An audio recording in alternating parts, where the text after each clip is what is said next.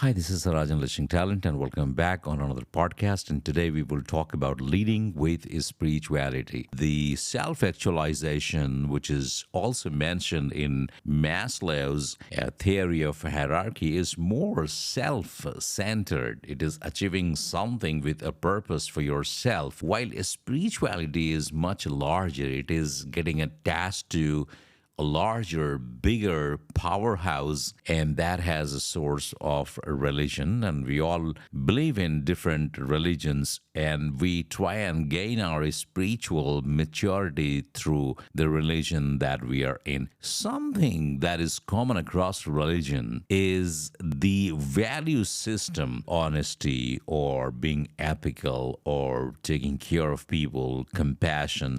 These are all common across religions, and that's why I call it leading with spirituality, and that means leading with common values. Sometimes, when we belong to a religion, it is likely that we might exhibit or demonstrate some kind of bias unknowingly or knowingly, but that does exist, and we might have our favorite chaps and favorite people. There could be a possibility of inclining towards something that we like, and that is influenced by the religion that we belong to. That's when I say, when you lead with this spirituality, that's very authentic. That is very, very value based. You practice certain values that are then aligned to the organizational values, and you will realize that most organizational values are values. They would cut across religions. So, leading with the spirituality to me is, first of all, achieving the self actualization, knowing yourself, understanding yourself is the key to achieving the spirituality in connection to the divine or universal energy. And that's what you believe in. Things become more global to you, things become more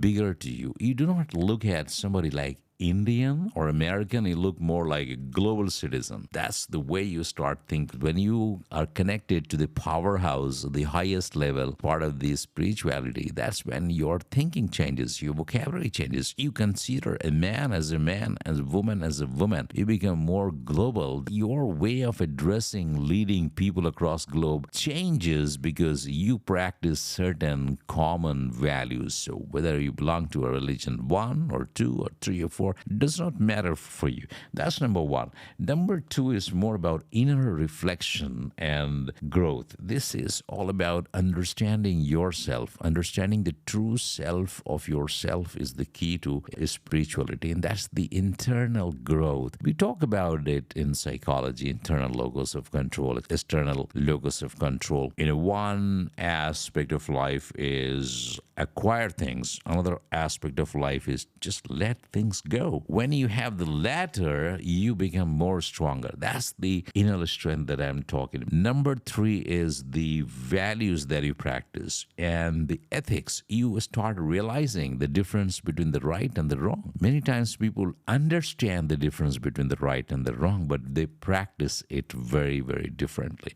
They understand the difference, but they still practice the wrong things. They understand what ethical leadership is, but they are not always ethical. And you can slip into the unethical zone in a fraction of a second just by having some bias for someone and not having compassion for the other person equally. The next important thing, which is number four for me, is you are out of your ego. You do not have any ego. This itself is a big thing. So you are beyond ego. You are beyond the narrow-mindedness. You understand the connection of the dots at a very larger, bigger, and probably at the universe level, right? And so this is how you grow. That's how you grow into the spirituality. The other important thing is the mindfulness. That's my number five, which is understanding who you are, living in the present moment, realizing what is important for you now, realizing who you are now, realizing how you are behaving now, realizing how you are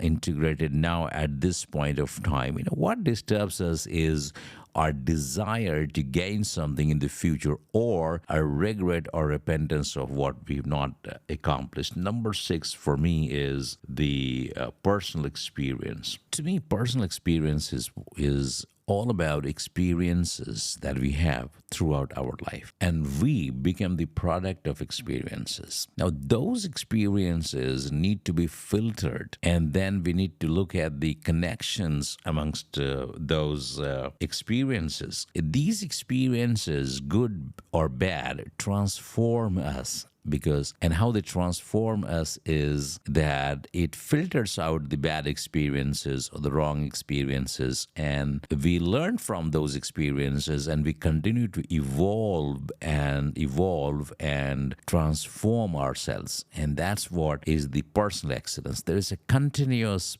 journey to improvisation. There is a continuous journey of learning and growing and realizing more of who we are. Those are kind of things that I feel is more about leadership when it comes to spirituality. Another important thing, that's number 7, by the way, is the search for meaning. We start looking for purpose, and you would resonate with me that we often, when achieve certain things that we target to, we start looking for meaningfulness in life. Why am I doing it? What do I want from life? And I always tell people that, hey, that's when the job is different. The next level is a career, which is different. The next level is the purpose, which is very different. And purpose has to have one component, which is for the benefit and well-being of others, or purpose should have a component of something that you are doing is helping others. And that's when the happiness comes, when you do it for others. Happiness doesn't come when you do it for yourself, your car, your television, your mortgage, your house, and it is yours and that is yours, and you want to do that and you want to do this. Purpose has a component if I want to do it for somebody else. Leading with spirituality is one of the key and core components of leadership. I think if you realize that there is a lack of spirituality in your leadership, I think there's a time for you to focus and practice this. So how would it help you? It will help you make yourself neutral. You would be free from any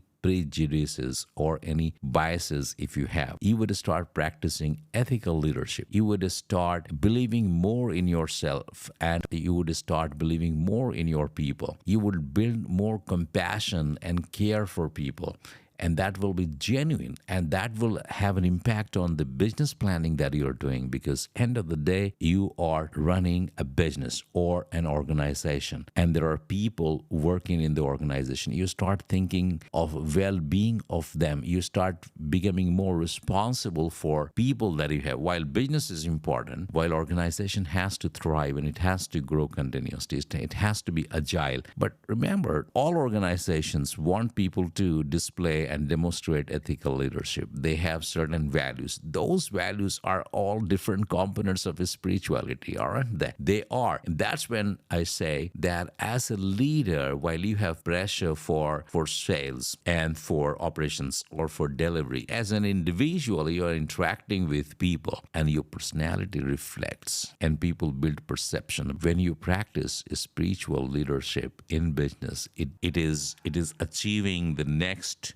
level of maturity as a leader. It is transforming yourself from being a leader who's managing simply the operations and delivery to the next level where you become more enterprising. You become bigger and you start thinking big and you start connecting different dots. End of the day, the industries and industrial leaders also have the responsibilities towards people. Certain spiritual values must reflect in your leadership style, and that helps people to connect with you well, connect amongst themselves well, and connect themselves with the organization well, and that's the well-being of the organization. So in a way, you are fostering the right culture for the organization. In a way, you are fostering the well-being of the organization. You're actually adding to the overall well-being of the organization.